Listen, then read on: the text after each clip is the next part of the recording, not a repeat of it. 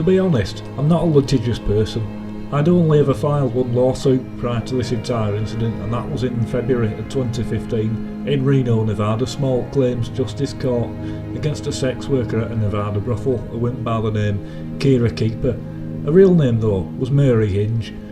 Because the incident was a major event in my life and could be seen as the first lawsuit I ever filed, I wish to explain it thoroughly here, so that slander cannot be written about me pertaining to this incident after this book is published. Mary was one of the most beautiful girls I'd ever seen. She was 19 years old at the time and was of Colombian descent with brown luscious hair that went past her shoulders. Her body was slim and beautiful. Being the disabled guy that I am, no girls wanted to date me, so I've made biannual Amtrak trips to Nevada, where brothels are legal, to feel and express intimacy that every human being deserves to have. The journeys weren't solely for sex. Many times I've gone to Nevada just to cuddle with somebody and have a make-out partner. When you have nothing, just having something means everything. If you have to pay for it, there's nothing wrong with that. Money doesn't cause some science fiction effect and change acts between consenting adults. Once you consent, it should be legal, money or no money. As the late comedian George Carlin once said, selling is legal, fucking is legal. Why can't selling fucking be legal? Pardon his French, but he does have a point. Even though prostitution is legal in Nevada, in the form of brothels in certain counties, and the women who choose to work as sex workers are free-thinking adults, the brothels do invite a lot of crude weirdos, which is no different from the guys that strip club and hook-up sites invite. It's a fact, whenever sex is involved, weirdos are bound to be attracted. Knowing that weirdos interact with the sex workers, I wanted to impress Mary with chivalry, so I took a semester of college off in the summer of 2014 and picked up a third job so I could afford to take Mary out to dinner and show her what it was like to be a Casanova, a gentleman. I juggled 3 jobs, working from 5 AM to 1 AM. Though I was exhausted and I could barely function because I was so tired, I imagined how magical the moment with Mary would be. I could imagine how beautiful she would look, and I could imagine her and I at dinner, dining like a romantic couple, playing footsie with each other. November 9th, 2014, the day my long worked for and awaited romantic date had finally arrived. I had travelled 8 hours on the Amtrak and was greeted by the Bunny Ranch limo. Inside the limo, the gorgeous Mary waited for me. Bashfully, I climbed into the limo. I was a frog in the presence of a princess. To get myself near Mary's league, I dressed in a suit and gave flowers to Mary. She didn't seem happy to be on the date though. She gave me cold glares and made silent gestures about my facial appearance.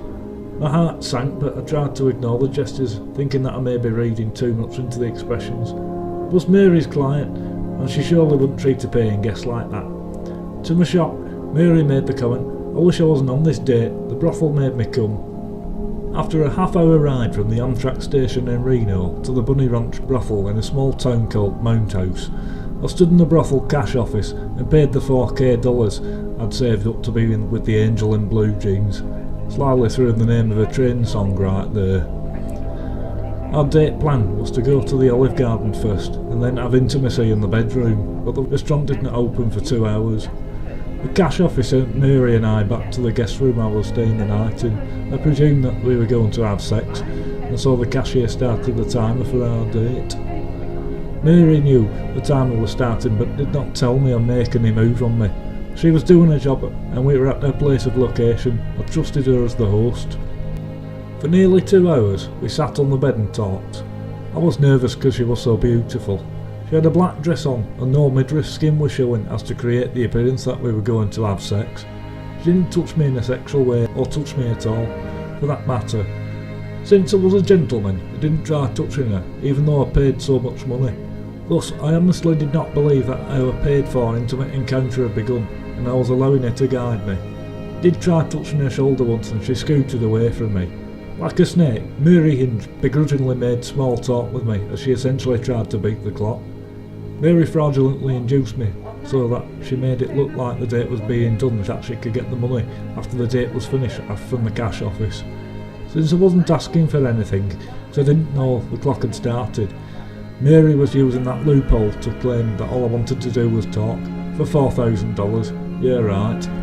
Once inside Olive Garden, Mary didn't order anything to eat and looked really uncomfortable to be with me. After an awkward hour inside the diner, the limo picked us up and we sat in silence.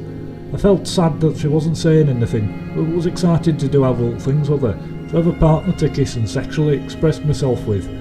Mary, though, was talking about how she was happy to head home. I was confused. Returning back to the ranch, the cashier told us that we have 5 minutes left. My eyes opened wide in shock.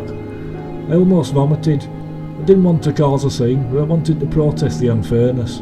I didn't know what to say, and just like that, Mary quickly hurried out of the brothel and our $4,000 date was over. The brothel smoke consumed me and seeped into my suit as I sat down on the sofa of the parlour in shock. Eventually, Mary was caught and blamed the entire thing on my failure to clearly explain what I wanted, though I had explained that I wanted intimacy, which wasn't all that hard to infer what that entailed, especially inside of a house of prostitution. Her mindset was rather scary. Anyone could apply a logic to any other work setting and create a horror scenario. The waitress pouring coffee on one's head because the customer didn't specify to pour his drink in the cup. A doctor not using a clean needle when giving a shot to a patient because the patient didn't request a clean needle. An operator starting a roller coaster ride without fastening the safety restraints because the riders didn't ask for the restraints to be fastened. Some duties are assumed with jobs. Mary's job was to make sure that her and I sat down in a room, as is customary at brothels, and discuss what I wanted to pay for. Mary, though, would not admit to any wrongdoing and started working at another brothel, the Mustang Ranch. Upon learning of a new stint and a new brothel, I became livid.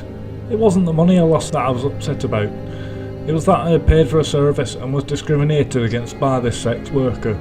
She had some nerve to essentially give me the finger and continue working as a sex worker. All I wanted was an apology, and she apparently was above giving me one. Discrimination is an awful feeling, and after years of being denied and being spat upon, I snapped. I began to form physical ailments and mental fatigue. I ended up suing Mary for $8,000. Much of the money asked for in the pleading was to serve as a deterrent to make sure Mary or any other sex workers would never take advantage of the privilege that they're in. The case was clear cut and I knew that I was going to win. The brothel owner, Dennis Off, even wrote me a letter validating everything I alleged. Dennis even volunteered to testify at the trial against Mary. As prepared as I was for the trial, I forgot that judges give more credence to those with lawyers than those who are representing themselves. There's something about that Juris Doctorate degree that makes judges lean towards the legal professional than the layperson, even if the layperson is dead right. Being a newly graduated paralegal straight out of college, I was cocky and felt that I didn't need an attorney, so I prepared to bring Mary to justice. I spent months compiling all of my evidence. When the trial came, Mary played the good girl who didn't do anything wrong, and that she couldn't decipher my chivalry. The opportunity arose for me to quash Mary's crocodile lies, and I whipped out the signed letter from the brothel owners. I looked back towards the gallery, prepared to summon my witness, but only a few strangers sat in the pews, watching. I scanned the room and could not find my witness. Pushing on without him, I showed the judge the letter, but the judge thought that I wrote the affidavit, and so the bailiff quickly rushed me, prepared to arrest me for perjury. After some pleading, I convinced the judge that I did not forge the letter. Unfortunately, he did not consider the letter, and thus my case fell apart, because my strongest piece of evidence that implicated Mary of fraud would not be considered. Being fraudulently induced by a person I trusted left emotional scars on me. Some readers may be laughing upon reading that I was, and still am, distraught over a hookah. As has often been stated in this book, a reader won't understand my pain unless you've experienced being denied something for yourself. I guess the reason I tailored swiftly on the song for Taylor Swift was because I wanted to forget an incident that hurt me very much. I wanted to be accepted by a female, a famous female at that, after having been rejected by a female of ill fame I sought comfort from. Even though I'm a male in his mid-20s with an incomparable sex drive, never did the thought dawn on me of wanting to get into Taylor Swift's pants. Sincerely, only wanted to make her smile and have her see the effort I put into the musical gift that I tailored on for her. I was willing to burn down any forest I had to have Taylor Swift see my works.